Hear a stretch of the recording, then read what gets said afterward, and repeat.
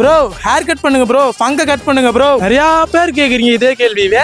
பண்ணுன்னு இன்னைக்கு பண்றோம். Hi hello guys, welcome to vibe man. நான் உங்க ராம். நீங்க கேட்ட மாதிரி முடி வெட்ட போறேன். நிறைய வீடியோ பண்றது நான் தயங்கினதே இல்லை. இந்த வீடியோ பண்றது ஒரு மாதிரி தயக்கமா இருக்குது. ரொம்ப நாள் கழிச்சு, ரொம்ப நாள் இல்ல ரொம்ப மாசம் கழிச்சு முடி வெட்ட வந்துக்கிறோம். எந்த மாதிரி வெட்டுறதுன்னு தெரியல. எல்லாத்தையும் வெட்டுறோம், எல்லா முடி வெட்டுறோம். ஃபர்ஸ்ட் மேல வெட்டிடுவோம், அதுக்கப்புறம் ஏதாவது பேசிக்கலாம். சீப்பு மட்டும் உள்ள போறது கொஞ்சம் கஷ்டமா இருக்கும்.